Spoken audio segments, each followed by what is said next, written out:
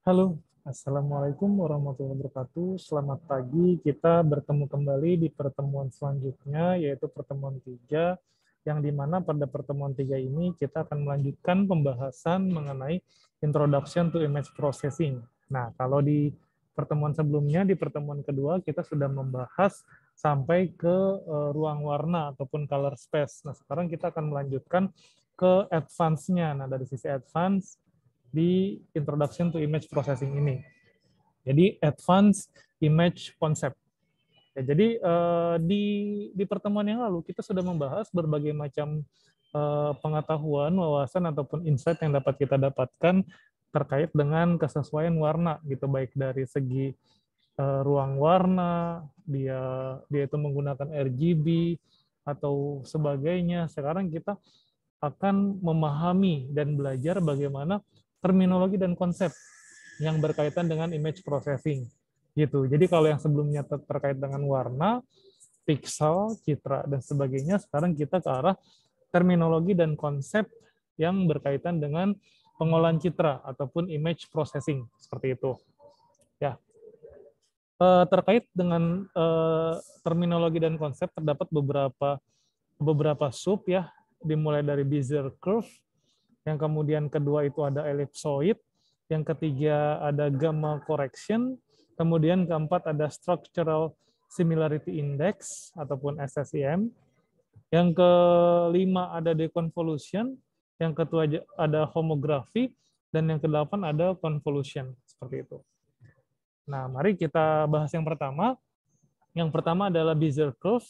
Nah, Bezier curve ini kalau kita lihat ya sekilas pandang terdapat sebuah kurva ya, kurva ataupun gambar dengan caption Bezier curve and control points. Nah, di mana di sini poin pertamanya adalah curve that has numerous control point. Jadi kalau kita menarik sebuah garis dari P0 ke P1, ini garis linear namanya. Kemudian dilanjutkan ke P2 dan ke P3 akan membentuk suatu kubik ataupun kubikasi. Nah, bagaimana caranya kita menggunakan sebuah ataupun salah satu terminologi yang namanya Bezier curve agar dapat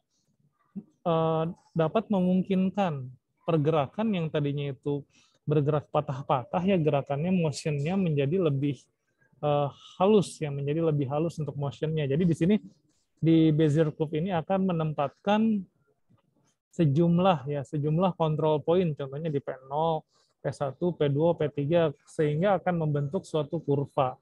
Yang selanjutnya adalah Bezier curve ini dapat digunakan untuk melakukan manipulasi ataupun memanipulasi frame dan motion ataupun pergerakan. Gitu. Jadi tujuan utama dari Bezier curve ini memang digunakan untuk memanipulasi frame ataupun motion gitu. Kalau frame itu misalkan yang tadinya bentuk apa, kemudian dimanipulasi ataupun dirubah menjadi apa, dan kalau motion ini tadi pergerakan, tergantung kita mau membuat seperti apa, apakah berbentuk linear dan lain-lain, kubik dan sebagainya, sehingga akan memungkinkan menentukan beberapa poin. Contoh di sini ada 4 poin, P0, P1, P2, dan P3. Seperti itu. Dan yang ketiga adalah digunakan untuk apa ya? Untuk melihat lebih dalam ataupun zoom ataupun lebih jauh, zoom in ataupun zoom out. Yang kemudian ada select the position of an image, artinya memungkinkan untuk digunakan sebagai perubahan posisi, bentuk dan sebagainya pada suatu image, dan dapat juga melakukan pengubahan atau transformasi part by part pada sebuah image gitu, seperti itu. Nah, itu beberapa fungsi dan kegunaan dari konsep maupun terminologi terkait Bezier curve seperti itu. Nah, ini saya juga sudah mencantumkan satu referensi yang dapat bisa lebih memahami gitu. Jadi ada fungsi matematiknya terkait dengan Bezier curve ini, sehingga apa yang tadinya kita buat itu pergerakannya ini ya konvensional ataupun kaku bisa lebih baik gitu. Kalau dari segi motion, kalau dari frame bisa mengubah frame dengan bantuan ataupun penggunaan Bezier curve ini seperti itu. Oke. Yang kedua yaitu ellipsoid. Nah, terkait dengan ellipsoid, pertama-tama kita harus memahami. Yang poin pertama adalah a circle is a two-dimensional figure with a constant diameter or radius. Artinya, poin pertama ini mengatakan bahwa jika kita memiliki suatu lingkaran ya dalam bentuk dua dimensi, ini merupakan sebuah penampakan figur, citra, gambar dan sebagainya yang memiliki diameter ataupun radius secara konstan value-nya gitu. Itu poin pertama ya. Lingkaran pasti konstan, diameter ataupun value-nya nggak mungkin berubah-ubah. Yang kedua adalah ellipsoid. Nah, sebelum ke ellipsoid, ini ada satu lagi sphere namanya gitu. Kalau sphere ini adalah bentuk lingkaran dalam 3 dimensi yang kemudian istilahnya menjadi bola. Ya sama, dia juga memiliki sebuah radius dan diameternya yang memiliki nilai konstan. Nah, sedangkan kalau ellipsoid itu jadi gambarannya kita memiliki sebuah bola di mana bola itu pada sisi kiri dan kanannya ditekan gitu, dipres. Itu dipres sehingga akan membentuk suatu bentuk baru yang di mana memiliki nilai radius yang tidak sama gitu. Jadi ada yang sifatnya itu mayor ataupun major, kemudian ada yang sifatnya minor gitu. Nah, yang memiliki diameter yang besar itu bisa disebut sebagai major axis, dan yang memiliki ukuran yang lebih kecil untuk diameternya disebut minor axis. Seperti itu. Nah, inilah bentuk dari ellipsoid. Seperti itu tadi, kita sudah memahami terkait circle ataupun lingkaran, kemudian sphere ataupun bentuk lingkaran 3 dimensi, atau bisa disebut nama lainnya adalah bola, kemudian ketika ditumbuk ataupun ditekan dari kedua belah sisinya, maka akan berubah namanya jadi ellipsoid. Seperti itu ellipsoid. Objek baru yang dihasilkan dari proses tadi. Yang ketiga ada gamma correction. Nah, untuk gamma correction ini sesuai dengan istilahnya, jadi melakukan sebuah koreksi. Nah, apa yang dikoreksi? Nah, di sini poin pertama dikatakan gamma correction controls the brightness of an image and can be used to change the red to green to blue ratio. Artinya untuk gamma correction ini dapat melakukan sebuah controlling, ya, sebuah controlling untuk melakukan koreksi terhadap brightness-nya pada suatu citra yang dimana dapat melakukan pengubahan ya, pengubahan dari komposisi warna ataupun bisa meningkatkan maupun menurunkan brightness-nya. Seperti itu. Yang poin kedua, di mana gamma correction ini akan menghasilkan luaran ataupun output yang bisa dibilang similar to input, artinya akan menghasilkan sebuah output yang memang tidak berbeda dengan inputnya. Dapat dikatakan gitu, misalkan saat kita memiliki sebuah citra dengan intensitas tertentu nilainya, bisa dikatakan dia sebagai X gitu, intensitas pada suatu citra X. Kemudian sedangkan layar monitornya itu adalah menggunakan gamma 2,5. Nah, artinya output yang dihasilkan adalah X pangkat 25 ya, ataupun dapat dikatakan sebagai fungsinya fuzzy ataupun bilangan fuzzy. Nah, ketika kita akan ataupun memerlukan sebuah citra yang dimana setelah dikoreksi dengan gamma correction hasilnya itu similar gitu, maka kita harus mengikuti poin ketiga gitu. Harus if the input value is raised to the power 1 dibagi 2,5, maka proses yang dilakukan ini adalah gamma correction 2,5 gitu. Jadi akan menghasilkan output yang similar dengan input gitu. Jadi seperti itu. Nah, cuma kalau dari sisi fungsi, kita bisa melihat bahwa gamma correction ini dapat dilakukan ketika misal saat kita ingin menangkap suatu area ya, suatu bidang dengan suatu alat ya, misalkan kamera, kemudian dari sisi pencahayaannya kurang. gitu, maka terasa citranya akan gelap gitu, maka terdapat suatu masalah ya terkait dengan brightness-nya. Nah, di sini dikatakan gamma correction ini dapat menangani masalah itu, yaitu dapat melakukan controlling ataupun controls the brightness of an image gitu. Jadi dia bisa melakukan perbaikan suatu citra yang tadinya memang dari sisi brightness-nya terasa jelas, yang mengakibatkan citra tidak jelas, ya gelap, tidak jelas, sehingga setelah dilakukan gamma correction ini citra akan lebih baik gitu ketimbang citra sebelumnya karena permasalahan brightness tadi. Itu gamma correction. Yang selanjutnya adalah structural similarity index. Nah, di sini dikatakan untuk SSI ini ataupun SSIM dapat digunakan untuk mengukur ya, untuk mengukur kualitas dari suatu image ya. Nah, yang poin kedua dikatakan it tells how much one image is structurally similar to other, which mean we need to image to perform the SSIM calculation. Artinya ketika kita akan menilai sebuah objek dengan dua citra yang berbeda, apakah itu sama atau tidak, baik dalam kondisi saat ini dan masa lalu, ataupun saat ini dan yang akan datang, ataupun masa lalu dan masa kini, kita bisa menggunakan yang namanya SSIM, ataupun Structural Similarity Index. Nah, nanti akan diplot point to point-nya gitu. Jadi, yang mana citra sesuai dengan yang mana, pixel yang mana sesuai dengan yang mana gitu. Jadi, kita bisa menentukan gitu, bisa mendeskripsikan bahwa dua citra ini adalah sama ataupun similar. Nah, namun di sini dikatakan tadi ya, ketika kita ingin menggunakan SSIM ini, apakah suatu citra sama dengan yang lain, maka kita memerlukan dua buah gambar ya untuk melakukan kalkulasi dari SSIM ini. Seperti itu. Yang poin ketiga adalah one constraint here is that we must know which image is the original.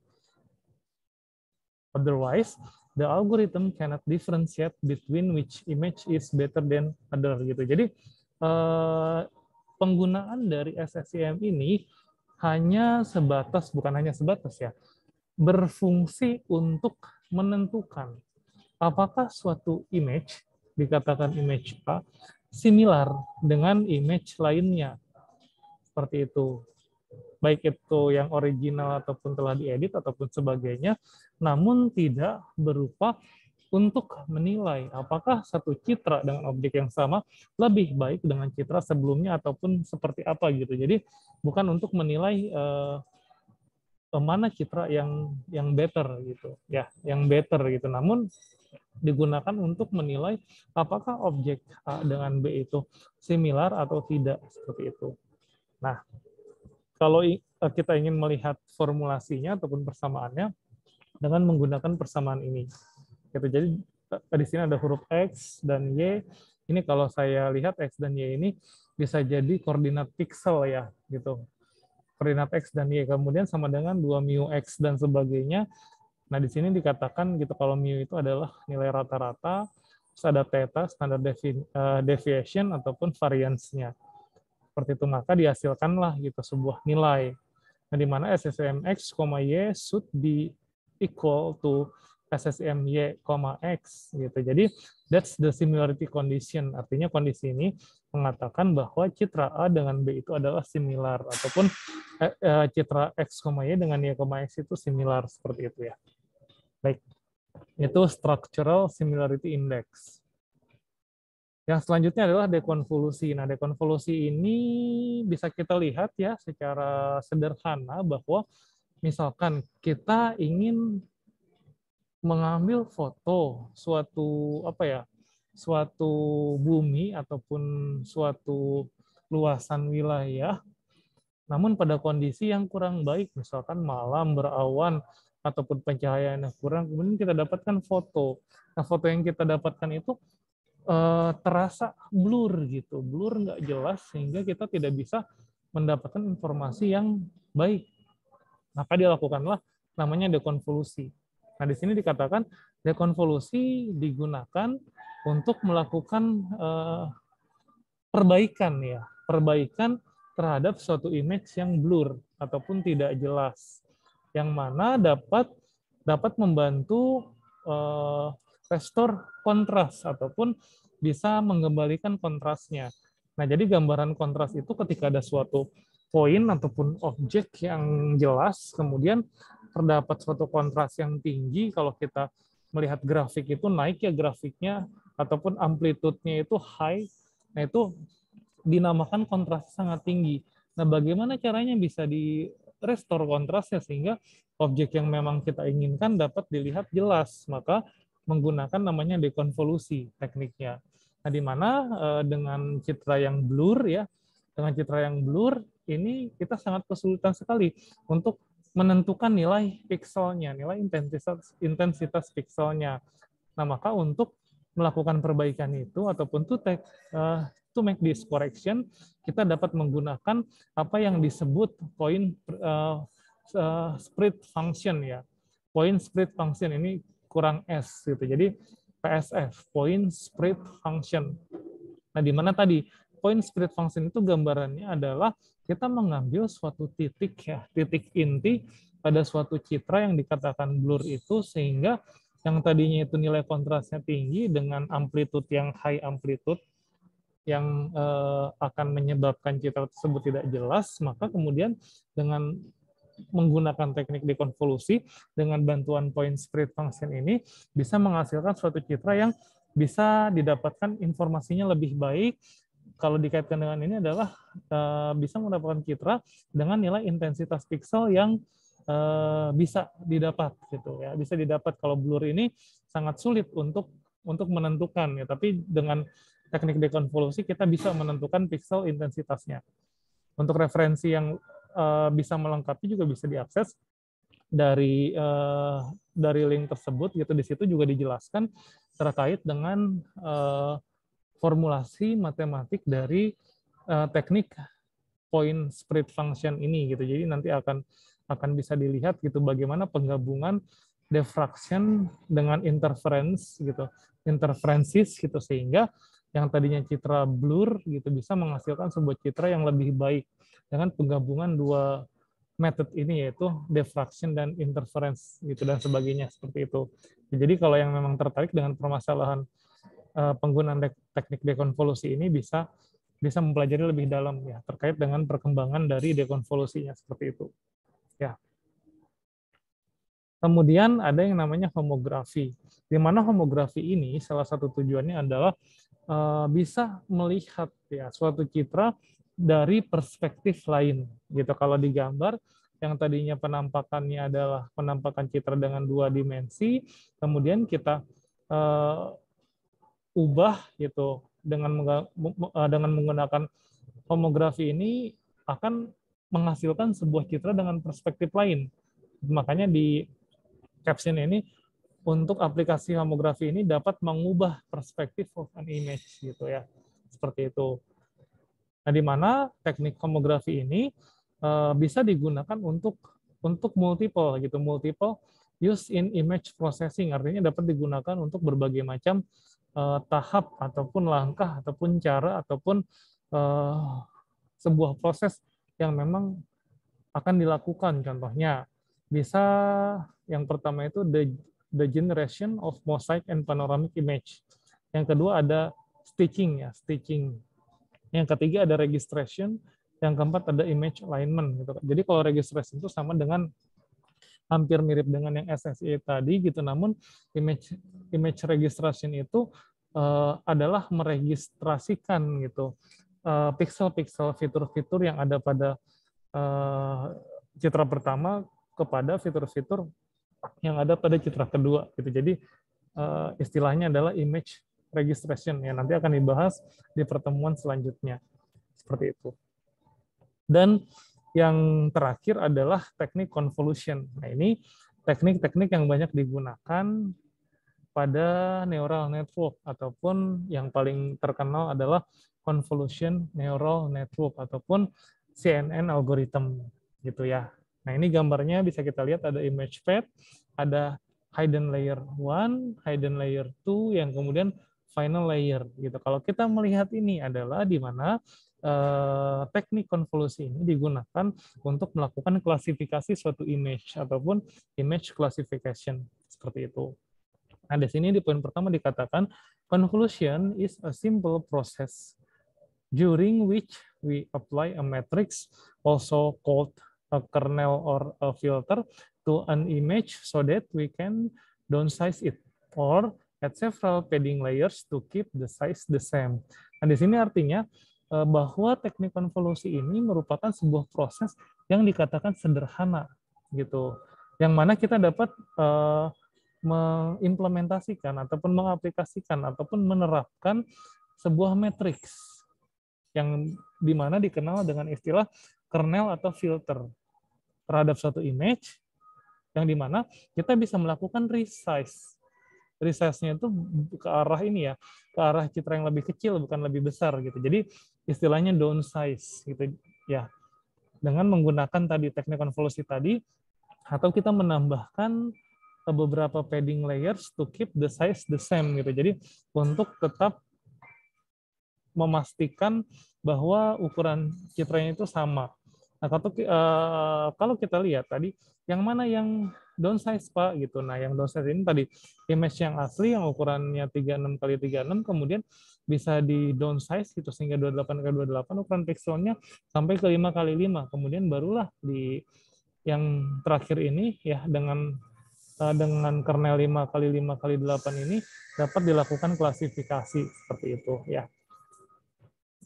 Yang poin kedua, convolution is also used to extract specific feature from an image, such as a shape and edge. Gitu. Jadi salah satu tujuannya lainnya adalah kita dapat melakukan fitur extraction ataupun ekstraksi fitur.